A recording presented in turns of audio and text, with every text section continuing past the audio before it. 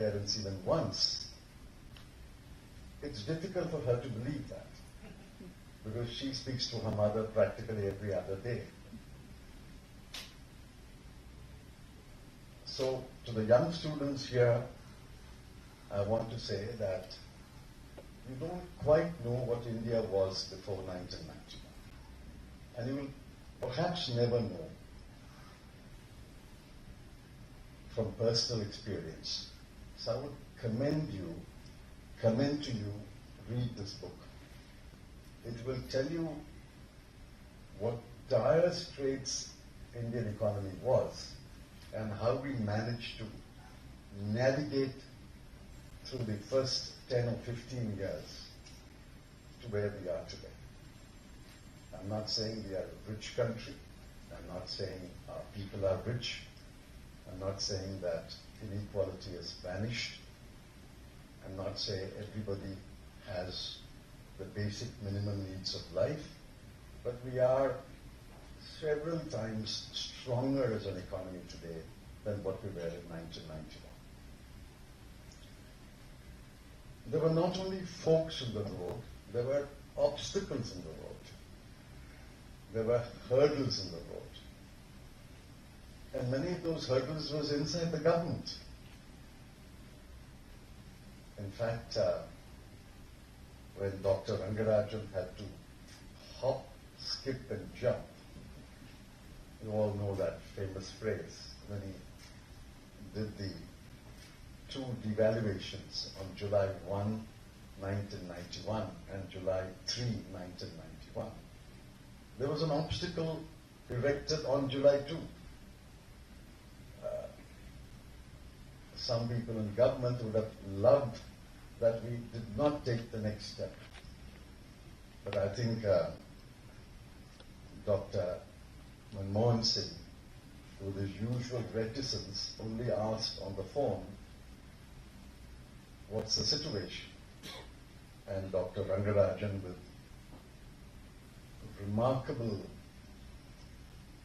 adroitness and cleverness, said, "I have jumped." So the crisis was overcome and we could report to the Prime Minister the second devaluation has been done. Now whether it was actually done when he spoke at 9:30 or not is a secret that will remain with him. He doesn't reveal that secret even in the book. I think that is a secret that he will keep to himself forever.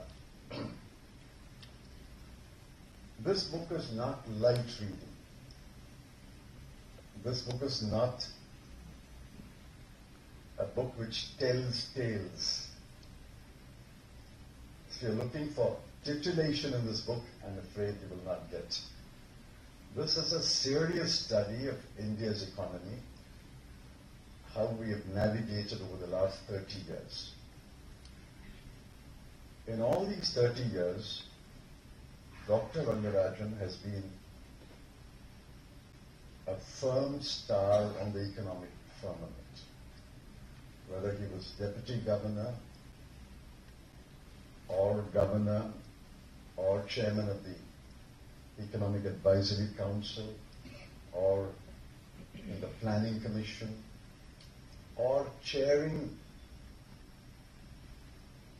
number of committees that I'm sure that he has lost count of the committees he has chaired. I can't recall all the committees that he chaired. There was always one name that figured prominently in all the economic decisions that were taken in the last 30 years, and that was Governor Rangarajan. I worked with him closely when he was deputy governor, and then even more closely when he was governor. And I'm grateful that he acknowledges it. We spoke to each other every day. He says so in his book, so it's not a boast which I'm making. We spoke to each other every day. And let me candidly say, I was a student, he was a teacher.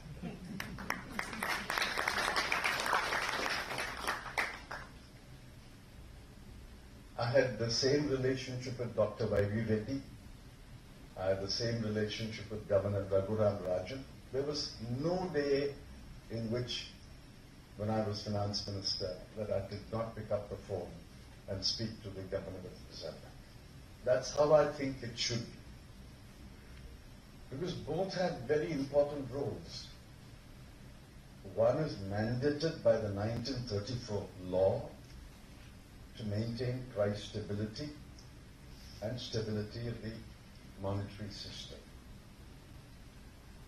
The other is politically responsible and accountable for accelerating growth.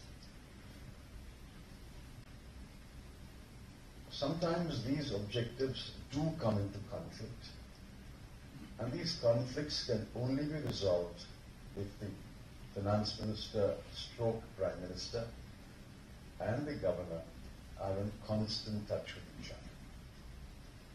They can't look upon themselves as rivals. Kabaddi is now becoming a famous sport. You try to encroach on someone's territory and the other team tries to pin you down, and this gentleman will try to extricate himself and go back to his territory. It's not a kabaddi match between the Reserve Bank of India and the government of India. This book has a wide canvas. It talks about monetary policy, the autonomy of the RBI, how RBI gained its autonomy, and whenever it was under threat, regained its autonomy. Talks about fiscal federalism. It talks about some historic steps that were taken. According to me, and I think Dr. Rangarajan will agree, the most historic step that was taken was the abolition of the automatic monetization of the fiscal deficit. That was signed in March 1997, and it came into effect on 1st of April 1997. It was my privilege to be the finance minister at that time. And the entire document has been reproduced, signed by Dr. Rangarajan and Dr. Y.V. Reddy on behalf of the RBI, and Montek Singh Ahluwalia and J.P. Mathur on behalf of the government. I think that won for the RBI a great degree of autonomy. Imagine if automatic monetization of deficit had continued, even in a weak form. It would have crippled the RBI, and it would have emboldened the government to be adventurous. This book also talks about many other steps. The dual exchange rate, the movement towards the market-determined exchange rate, the FRB and the Monetary Policy Committee. Each step was crucial in our journey towards becoming a more stable economy. And who better to describe these steps than Governor Rangarajan, who was right there, witnessing, authoring, guiding, mentoring, and putting his imprint on each one of these historic decisions.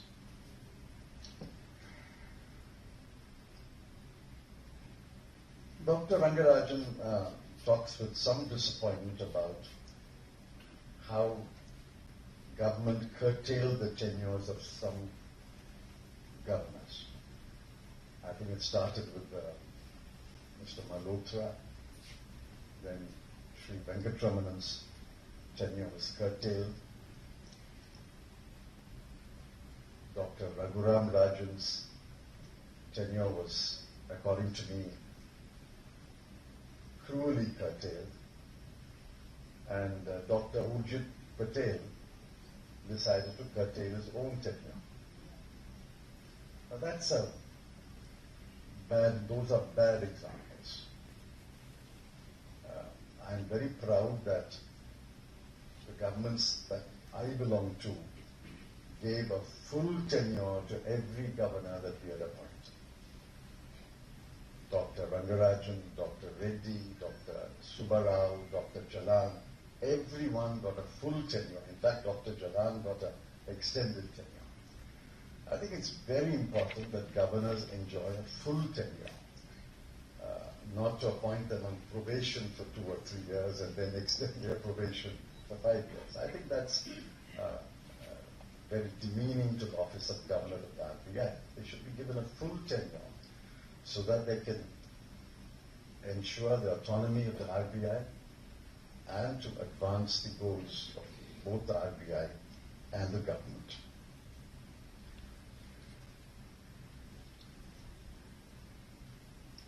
Dr. Rangarajan's imprint can also be seen in many other areas. The most important was the measurement of poverty. It's still a very controversial subject.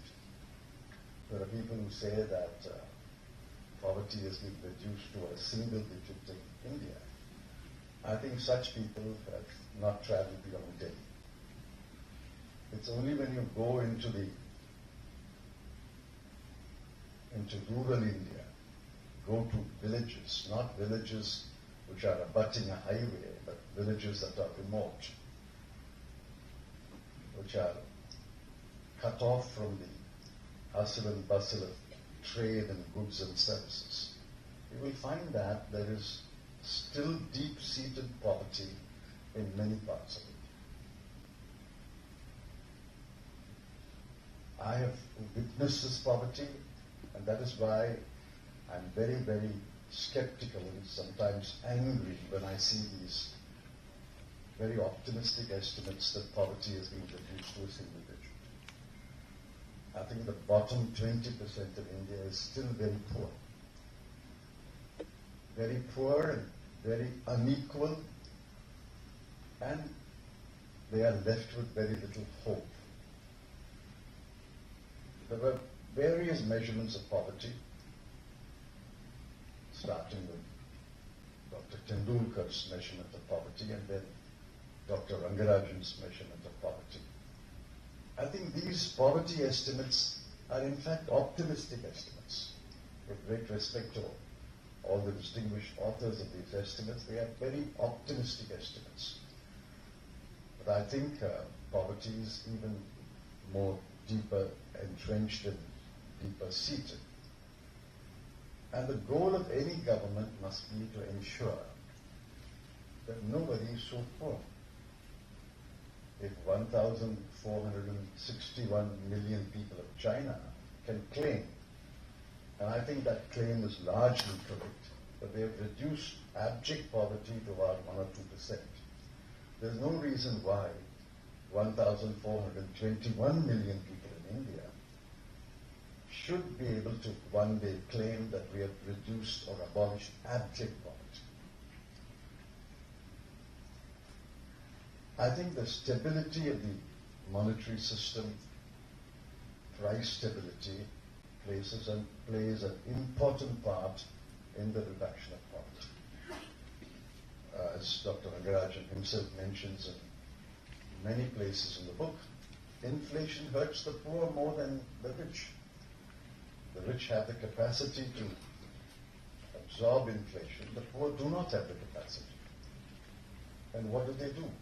In times of distress, in times of loss of jobs, in times of loss of incomes, the first thing they cut out is food or education.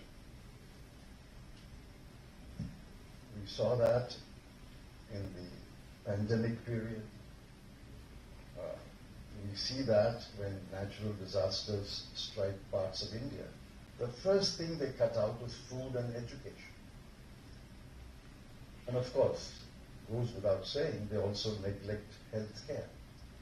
Now, food, education, and health care are compromised because of deep-seated poverty. It's absolutely important that we quicken the path towards abolition and abject poverty. This is also, if I may say, a concise history of the RBI over the last 30 years. The history of the RBI, many volume series, is a very interesting set of documents. I read chapters in the last week for some other purpose. But this book saves you a lot of trouble of Googling for data. All the data is here. All the data that you want over the last 30 years is here. And even if I sound like blowing our own trumpet, I'm glad that Dr. Rangarajan has recorded that between 2004-05 and 13-14, the growth rates were far higher than the period since 2014-15. The data speaks for itself. Dr. Rangarajan has reproduced the data, and I am therefore entitled to blow our trumpet. During those 10 years, the growth rate was much higher. There's no reason why we should not aspire to and achieve that growth rate. What it needs is sound policies, the monetary authority and the government in sync, dovetailing their policies and making sure that we achieve high growth rates. Without high growth rates, there's no way in which we can abolish poverty. The last thing that I want to say is Dr. Rangarajan has sounded a caution. I don't know if anybody is doing research. He suspects that the ICOR is at a higher level today. He does not delve into the great detail. He thinks that the ICOR is higher. The ICOR was about 4. And when it was 4, with a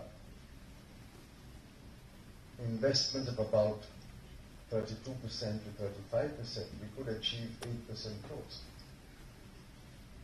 While investment ratio has fallen, it's perhaps because the ICOR has gone up that we are recording low growth rates. So, for higher growth, we must not only accelerate investment, aim for higher investment, we must also become more productive and more efficient. The ICOR must be brought down to 4 or below 4. Otherwise, we cannot achieve these high growth rates. In praise of Dr. Manmohan Singh, I want to say one thing, and I will close with that. There are distinguished speakers here. Dr. Manmohan Singh was a great economist in his own right. But he always had at least half a dozen first-rate economists in the system in Delhi. He had one as governor, RBI. He had somebody, no more than one in the Planning Commission. He had more than one in the Economic Advisory Council. He had some as advisor to the Prime Minister. He had at least one as advisor to the Finance Minister. And he had at least one as advisor to the Industry Minister. Therefore, at any given time, we had a constellation of star economists in Delhi. And Dr. Rangarajan is not revealing a secret when he says he met the Prime Minister frequently.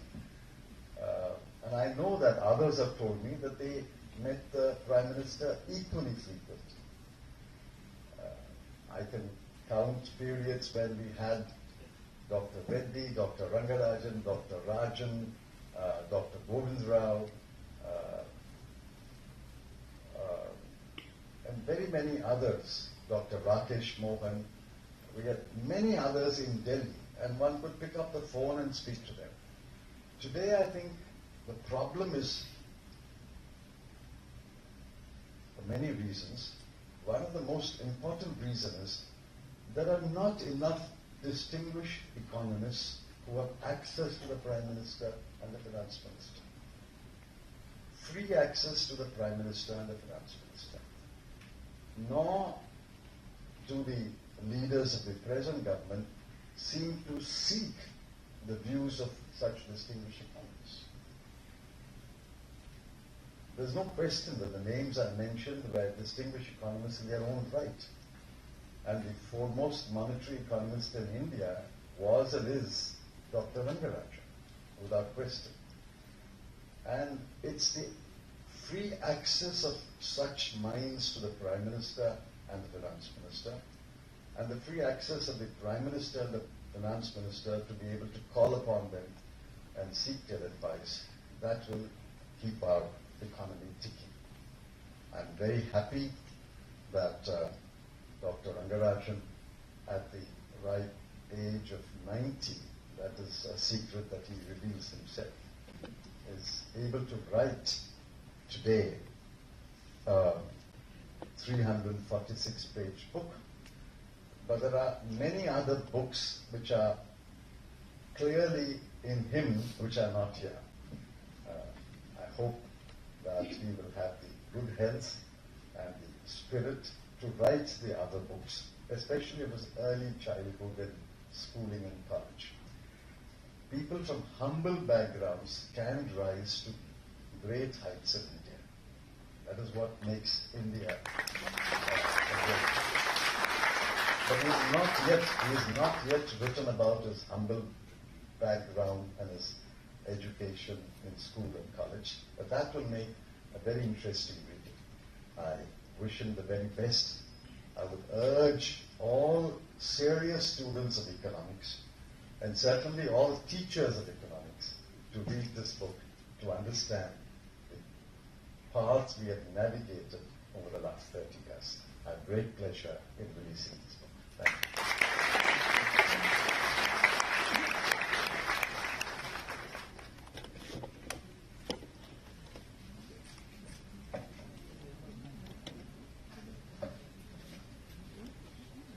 Thank you very much, sir. Our next speaker is Padma Bhushan Sri Narayanan Bagul, who is the former chairman of ICICI Bank Limited, which is the second largest commercial bank in the country.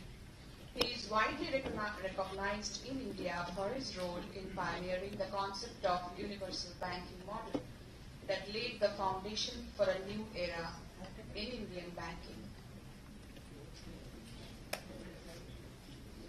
Dr.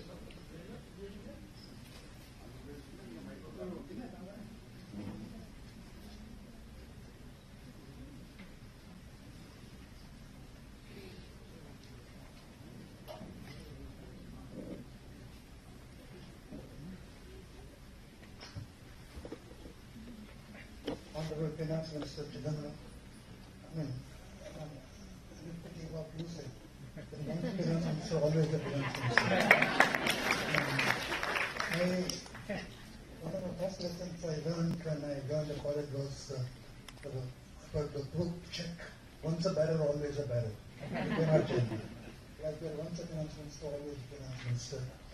And there is under Governor Dr. Rangarajan, Usha, who has been a very close colleague of mine for quite some years now, 30 years, 2 years. There is one flaw in the, I find that there is one flaw in the agenda. Usually the Chidambaram should be the last speaker. And it's very difficult to follow after him and talk about anything, because usually in the structure of the whole thing, people will say that Usha should speak, and I should speak, and Chidambaram should be the final speaker. Because after he has said the final word, it should be the final word. And we don't think in terms of saying anything else. And it would be embarrassing to say anything else. And I was very keen that I should have come to this function. I was not well for quite some time, and I was only hoping that I would be well enough to come and participate. I owe a long debt of gratitude to Dr. Rangarajan. You do not know how long I know him. You may think that my association with him is as a banker or a governor. I knew him for 70 years. And 7 decades back in 1953, when I entered the undergraduate class in the Commerce Honors, he had just moved out. He was 3 years my senior when I was in college. And they had become a teacher. And he was teaching economics at the time, of course, rural economics. Commerce at the time, we did not have a regular economics class.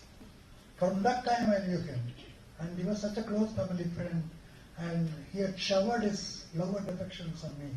I was close to his family, his daughter, his wife particularly enjoyed, having several times enjoyed the hospitality of Dr. Ganadhi's house. So I was very keen that I should not miss this opportunity, and it is a success. I am glad that I could make it. He showered so much affection on me that even when he was occupying high positions, as governor or governor of the Reserve Bank of India, governor of the state, prime minister's office, whenever you wanted time, I always was ready to oblige. And I could, that means this is the Reserve Bank and government coming together. And it should not be kept apart. And, I recall several occasions he used to give me disproportionate time for me to speak to him. I remember there was one portion which describes in this book, 95-96, when the interest rates went sky high. I remember the overnight rates went up beyond 100%. It was 120% or something like that.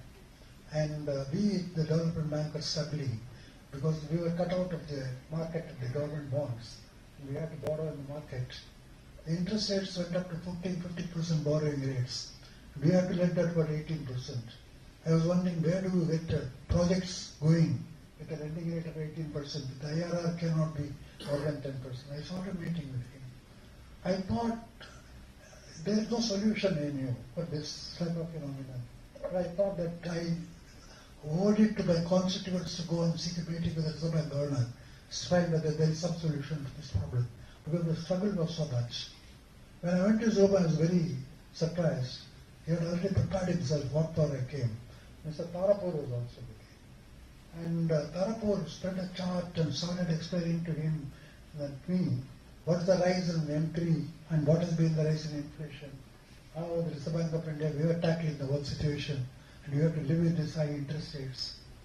And he told me something is very interesting. You see, we in the Reserve Bank of India have been mandated to control the inflation. And what we are doing is nothing but control the inflation. So when I told Tarapur, I know, but what about the economic development of this country? 80% interest rate, where do you get the economic development? And he said, for that you have come to the wrong place. You have to go to the finance minister for the economic development. We are not responsible for the economic development. In fact, Dr. Rathaja was very kind. He told to me, Bagul, I think this will pass. You better stay with us. After all, we had to bear the burden for about a year or two. Thereafter things improved. We got stabilized. He was a person who, I must say, was inaugurated the ICICI Bank. He came out of Chennai. I remember 1993 when he started the bank. He blessed it. Today, where has it gone? It's gone to places. And so wonderful leadership which has happened. I'm so grateful for the type of leadership which is there. I won't dwell very much on this. What Chairman said is something which is absolutely true. This book is a very authentic book. Apart from the various points which he said, I don't want to repeat. One thing about this book is a great deal of authenticity.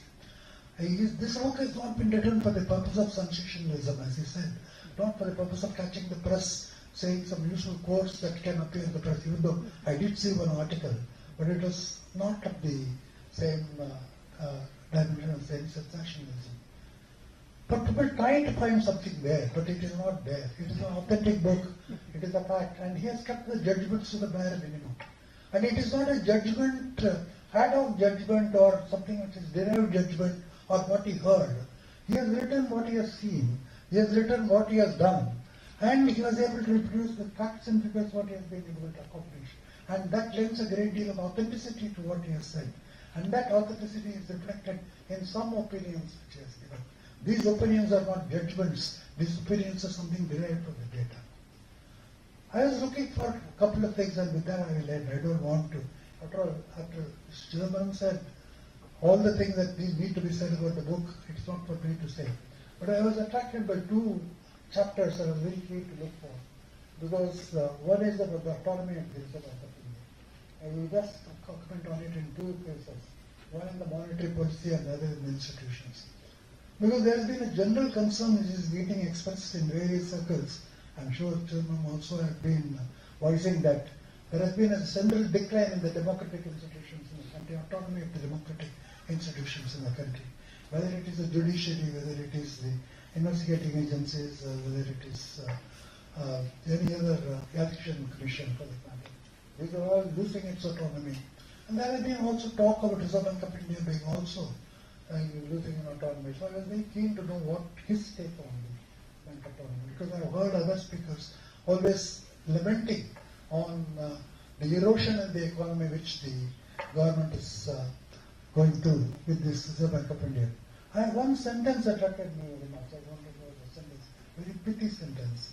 In political democracy, the Reserve Bank of India only can enjoy only that autonomy which the government of India wants. Now, if the government of India is not willing to give the autonomy, the Reserve Bank is not the one which can take it away. Ultimately, as Mr. Chairman mentioned, it is the coordination between the government and the Reserve Bank of India which is important, not one controlling the other. I think in one portion of the book he quotes Jawaharlal Nehru lamenting, saying that what has happened, why can't the Reserve Bank of India follow the government's policy? I mean, what is so different? Great about the Reserve Bank of India that they should follow its own policy. I'll just mention one interesting episode about this autonomy. You may enjoy it. This was personally told to me by Mr. Narasimha, who was a very outstanding officer in the Reserve Bank of India, outstanding governor. And he regaled in telling small tales. One such tale was, he was working as a secretary of the Reserve Bank of India. I don't know whether that position still is there. Very important position. H.V.R. Iyengar was the governor of the Reserve Bank of India at that time. A letter was received from Bank of International Settlements in which they asked the degree of autonomy enjoyed by the various banks. And those who know Narasimha know that he is a master of English prose. He can write a very fine letter. He wrote a beautiful letter saying that Reserve Bank of India is totally independent of the government, and government doesn't interfere with these matters. We enjoy a full autonomy. Then he went and presented the draft to H.V.R. Iyengar. H.V.R. Iyengar looked at it and said, it's wonderful. I said, you write so well. And this is a remarkable piece. I think it's okay. Then as Narasimha was about to cross the door and go, Iyengar called him. I said, Narasimha, to be on the safe side, why don't you send the draft to the finance secretary and get his approval? And that's the degree of autonomy which the Reserve Bank of India enjoyed. From what, this was a period of 1956-57 when H.V.R. Iyengar was there. There's always a tussle between the government and the Reserve Bank of India. It all depends not only what the government gives, what the governor takes also.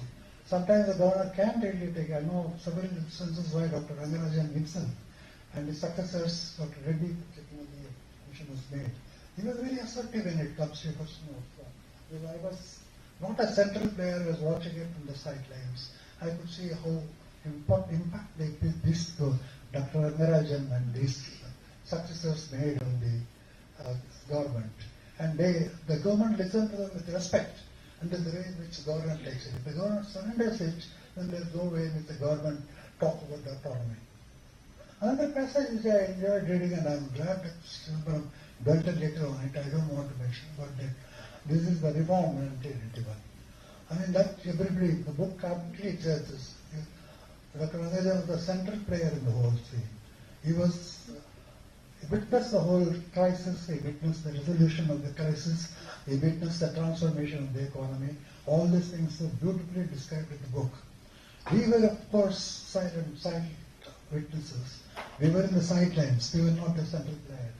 But I do belong to a small club at that time. We favored what we call the Reform Club. I don't know why we styled ourselves. It's a self-styled Reform Club. We were in so far looking for major reforms to take place. We knew that in 1991, when the crisis hit, that reforms are inevitable. We were aware of the discussions going on at the IMF. When the issue came up, whether the government is going to reform as a result of compulsion or as a result of conviction. And if we felt, many of us felt, that if it is going to be one of compulsion, I think we stop at a particular process. We are not going to go forward. I'm glad that Dr. Rangarajan, who was the main player of the whole thing, makes one pithy statement again, that this reform process was not as a result of compulsion, but as a result of conviction. He quotes also his dialogue with Dr. Manmohan Singh, his Prime Minister, and his meeting with the Prime Minister, which asserts that they were convinced of the move that has to be made, not because the IMF is dictating this time. I know that I happened to be in the North Block around that time when the Prime Minister, Finance Minister made his speech. Mr. Chidambaram was the first to shoot off.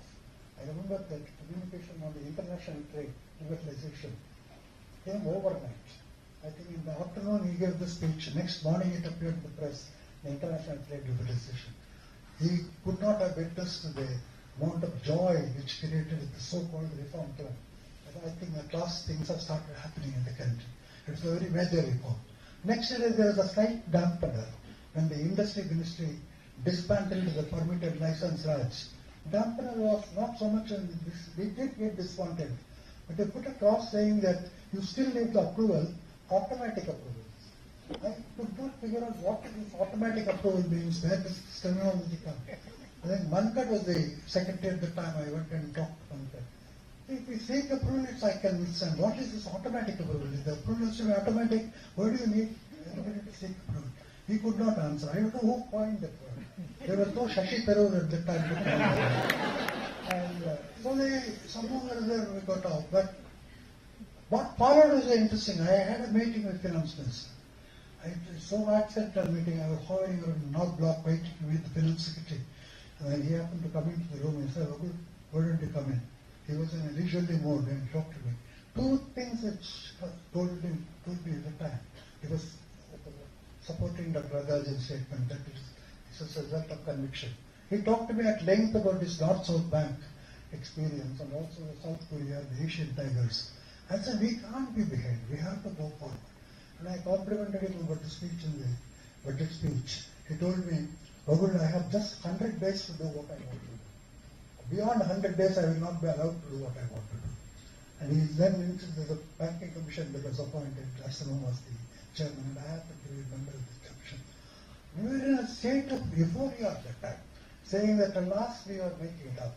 Whatever is the record in the economy at the time, this could be the day that we are going to. And I entered the discussions with banking commission with a whole lot of hope. Of course, that I don't want to tell the story. And basically, you would find that 100 days were over by the time. And possibly the political events took over to National started playing a very defensive role, saying we cannot make a recommendation which is not going to be politically acceptable. So we cannot think in terms of privatization of banking, but not privatization, handing it to the private parties, but a broader public participation with professional management is what we are aiming at. It's not going to work. He coined an interesting phrase, I don't know whether it appears in Dr. Rangarajan's book. The government can retain the ownership, but should get into a self-denial of the ownership rights, saying we don't want to exercise our rights.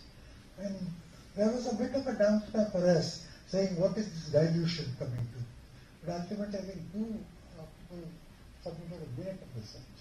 One I remember is Manish Rauf, another is an economist from Delhi. Both of them said that this won't work. Now they turned out, I think this was only written in the report. Nobody talked about it later, the government did not talk about it. Looking back, I find that I fully endorse Mr. Chidambaram's statement that the reform was a major step forward in our economy. I think we moved forward. I think economy underwent a transformation, people's lives underwent a transformation, people become, middle class became very happy, even though the poverty did not reduce to the extent that it did. Suddenly the economy turned and went on. But people like me, who were expecting much more from the state reform process, we were not happy at all. I think I must honestly confess that we did not find one piece missing, that the state was not willing to give up its ownership of the enterprises, and even in the banking system. The state-owned enterprises continue to remain so. And to be, it always looked that the reform process was left hanging in the air. And people talked about a second stage reform, third stage reform. None of these things came up. And I always had a feeling that I remember those days when we met in Delhi, we used to, I was part of the CAA team which was waiting. And CAA team also had a subgroup for favoring the reform. There was a whole lot of people who did not favor the reform because they wanted protection and all sorts of things. They were not in favor of that.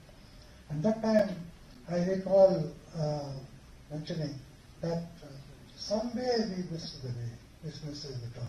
So fork in the road. We were going straight in the reform process at a particular speed. Suddenly, I don't know what happened. We missed the fork. We went in a different direction. As a result of which, some of the major events that took place subsequent to the whole process were attributed to that. You know, at that time we used to say that we thought that we were behind China in 10 years' time, 1991. It's a matter of time before we catch up with China. Of course, we have no illusions, namely that as a political democracy, we can do only this much. In a sense, we cannot hurt the people in the short term for achieving long-term gains. Politically, it is not acceptable, even from our economic point of view, it's not acceptable. But beyond that, I thought, maybe 10 years' time we'll catch up with China, whether we overtake China or not. But to me, it's always a sort of a mistake. I mean, it's something which bothers me, that we have not achieved the full potential. It is not only a question of poverty. That is, the inequality in the income is something which is daunting. In the sense of poverty is so striking. It is not that only. That even today, 30 years after the reform began in 1991, we are still struggling with the basics. We are not able to move forward. What is it that is holding us back? I really do not know. At one of the World Economic Forum meetings, I was sitting next to a Mexican delegate. I don't know whether he was a bureaucrat or he was a minister. I mean, I don't remember the year very clearly. But at that time, the Prime Minister came and talked about the reform. But the first hint we got that these things are not going as strongly as we wanted it.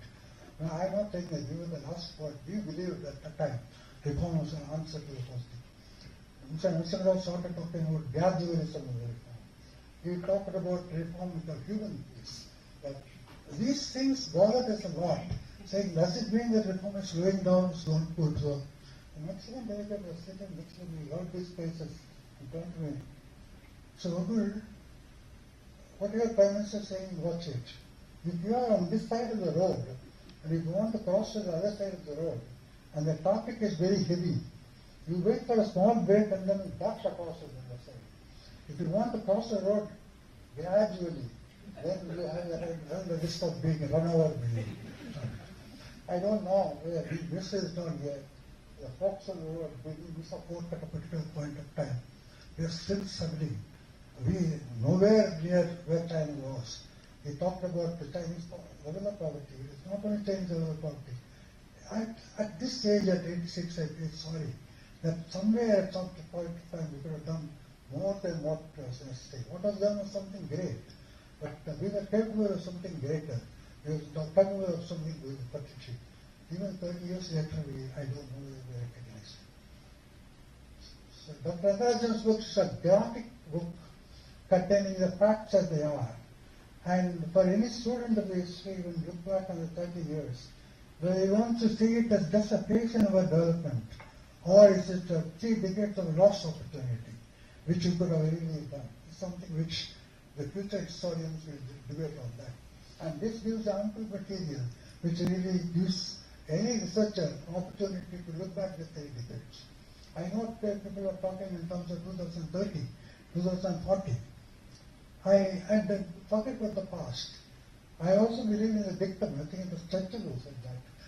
If the present were to sit in judgment over the past, there will be no future. But the present is not going to be sitting in judgment. The present is going to learn from the mistakes of the past.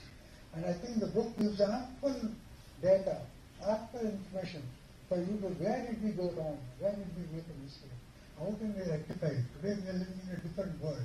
We are looking at future with optimism. I am not very much bothered about the growth. I am bothered about what our chief is today is that poverty in the country. Now, to deny the existence of the poverty, to deny the existence of misery across the country, is to deny the inevitable thing which we are watching. And it is that which should be the focus of attention, not so much as it is a 1% growth or 8% growth. Where does it lead to? Ultimately, if it does not result in the erosion of the poverty level in the country, I think the development has no meaning at all. I fully endorse what our Honorable Chief just said, that we keep an eye on the poverty. And then the book gives ample material to look back on the past. So where did we go wrong? How can we move forward? I am compliment to Dr. Rangarajan for the wonderful book he has written. Has an enormous contribution. It not only talks in terms of, I'm indebted to use the word, we all came from humble beginning. When we were in the Lyra College, a student, and he was also a student a year back. We know from what economic background we came. We came from a humble economic background. And he has traveled so far. He has climbed so many mountains. He has achieved pinnacles of various sides. And that was possible in a country like this. It's a great contribution. It's a great commentary on the way in which our country has functioned. And all this has been documented in the form of not merely an autobiography. It is the economic history of the period, 30-decade period. Economic history of the Reserve Bank of India. Economic history of the planning process. All these things are rich, providing rich data to the future historians. Thank you once again for your work.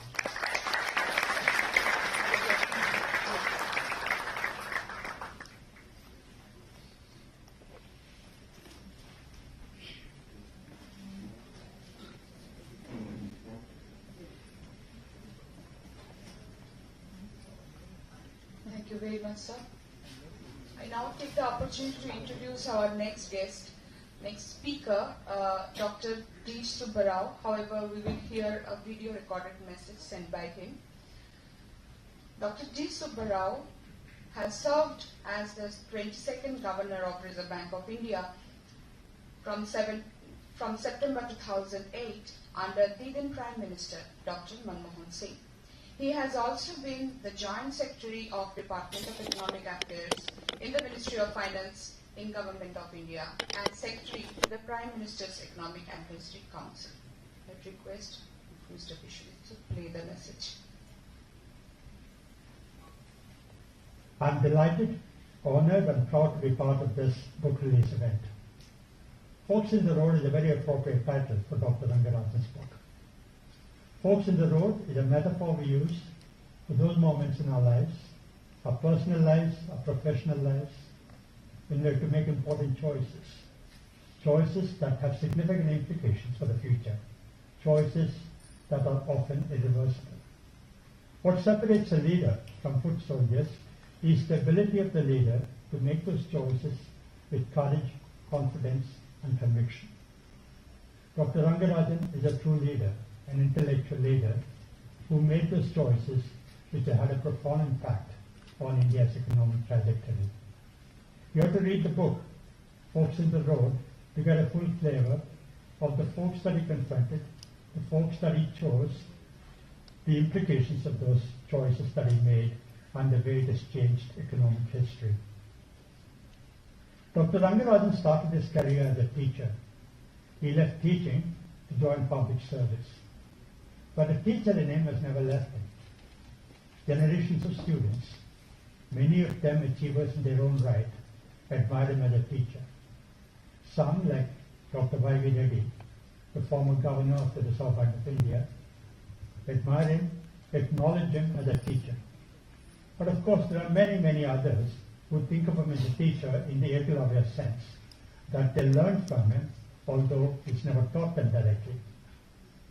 When it comes to teacher-student relationship, I should say I've been very privileged, unfortunate, because I've been a very special student of Dr. Rangarajan. When Dr. Rangarajan was chairman of the Prime Minister's Economic Advisory Council, I was secretary to the council for 3 years, 2005 to 2007, when we worked very closely together.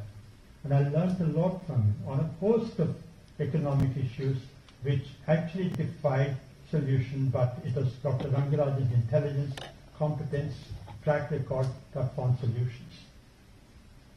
I know for a fact that Prime Minister Manmohan Singh and Finance Minister Chidambaram relied on his advice, sought his advice, were confident about accepting his advice and implemented his advice.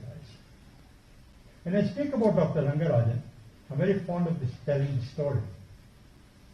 When I was working with him, one Sunday evening, I was walking in Lodi Garden when I ran into Mr. S.R. Shankaran.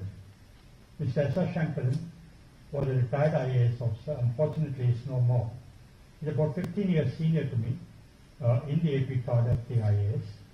When he was visiting Delhi, I ran into him in the Lodi Garden. He and Dr. Rangarajan went to college together in Madras University, so they go back many years. So Mr. Shankaran asked me, Subbarao, are you still working with Rangarajan? I said, yes, sir.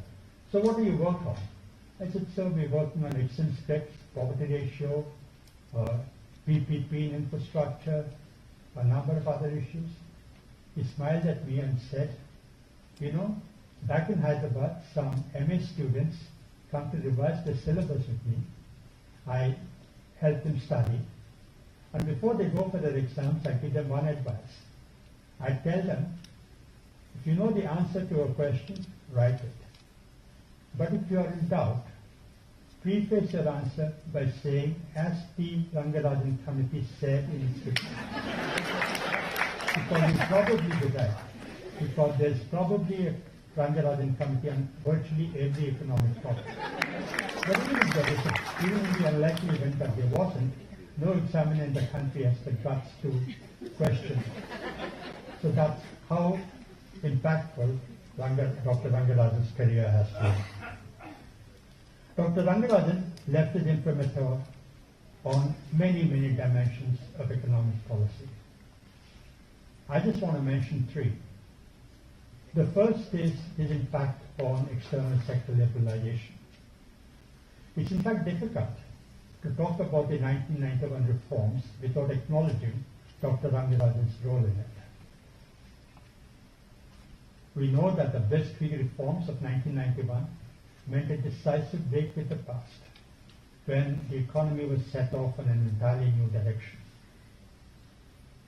Those reforms were implemented under Prime Minister Narasimha Rao, Finance Minister Dr. Manmohan Singh, and Mr. Chidambaram was Commerce Minister at that time. There were a number of bureaucrats in Delhi at that time, very competent, very intelligent, Montek Singh Ahluwalia, Amarnath Varma, Dr. Y.V. Reddy, N.K. Singh, Rakesh Mohan, Shankaracharya, who all supported the political executive in the implementation of the reforms. But from the Reserve Bank side, there was only one person, Dr. Rangarajan, and a great institution behind it. We know that the 1991 reforms were kick-started with the devaluation of the rupee. That has a code name, hop, skip and jump, and was carried out with military precision. I will not even attempt to recount that. You have to actually read about it to get the full flavor of the drama of that devaluation. You have to read the book, Forks in the Road. But we know that the Blitzkrieg reforms of 1991 that started off with the devaluation of the rupee continued on a long journey.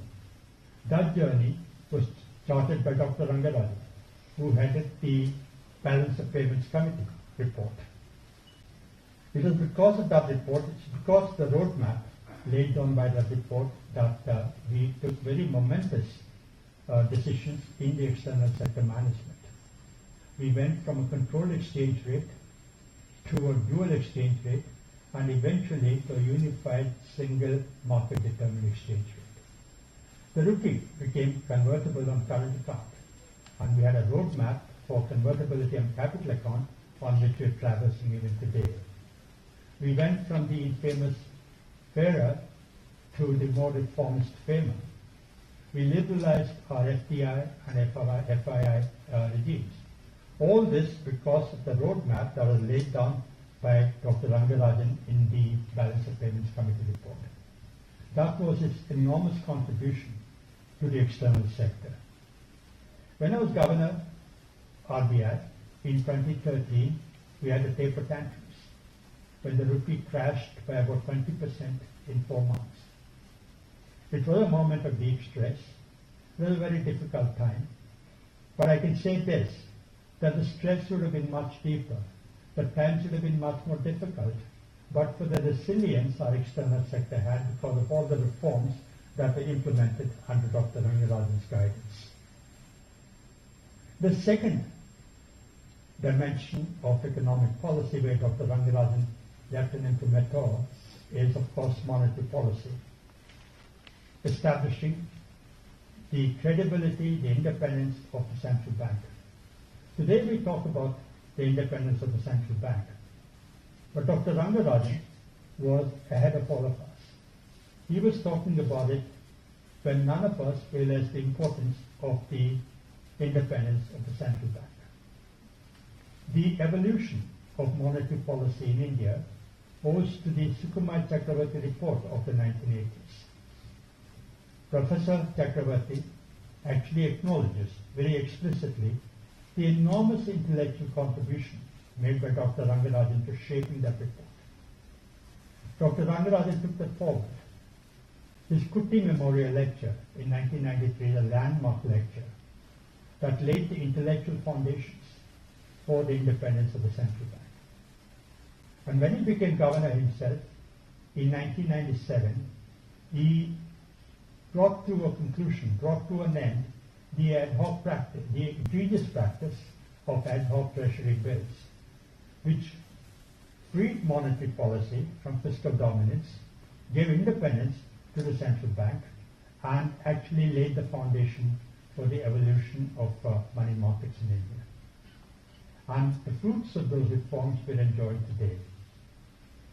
The third segment, third dimension, where Dr. Rangarajan left an imprimatur is fiscal policy. Today, all of us talk about fiscal responsibility. Of course, fiscal responsibility is very important, but we talk about it, we understand it, because Dr. Rangarajan has been evangelizing about it. He did that as governor of the Reserve Bank of India. He did that as chairman of the Finance Commission. He did that as chairman of the Prime Minister's Economic Advisory Council. He's doing that today as a freelance thinker and writer. If in monetary policy, Dr. Rangarajan is a Friedman follower, in fiscal policy, he's a very measured Keynesian. I remember 15 years ago, Dr. Rangarajan and I wrote a paper titled The Importance of Being Earnest About Fiscal Responsibility. The importance of being earnest about fiscal responsibility. In the last 15 years, I've had occasion to revise that article at least twice and republish it. But the fundamental ideas Dr. Rangarajan enunciated in the paper remain the same. That's the reason that paper remains fresh. That's the reason I've been able to republish it twice in the last 15 years because of the fundamental principles he enunciated in the very first paper. Some of you might recall that 3 years ago, in the thick of the pandemic, there was a debate in the country about whether the Reserve Bank should directly monetize the deficit of the government, directly print money and give it to the government. And there was a lot of people who expressed concern about that, how they said how that will actually give a very wrong signal to every market participant, all the financial markets, every potential investor actually do more harm than good. The reason for that heightened sensibility is in fact the evangelizing Dr. Rangarajan has done over the last 25 years on the importance of fiscal responsibility. So those are the three areas: external sector liberalization, monetary policy, in particular independence of the central bank, and fiscal policy, in particular the importance of fiscal responsibility.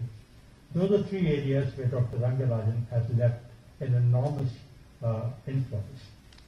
But those are just three areas. You have to in fact read this book, Forks in the Road, to grasp the enormous contribution of Dr. Rangarajan to India's economic management. So let me conclude now by again coming back to Forks in the Road. I'm sure all of you heard of this book, Alice in Wonderland. Many of you might have read it as well. When Alice was wandering in the Wonderland, she comes to a fork. She doesn't know which fork to take. So she sees a Cheshire cat on the tree and asks the cat, which fork should I take? The cat says, that depends on where you want to go.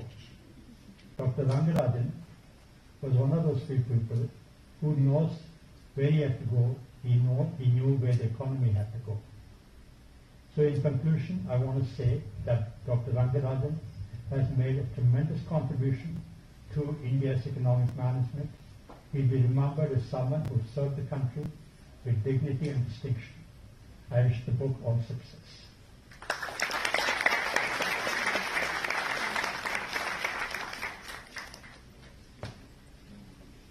We thank Dr. T. Subbarao for this message.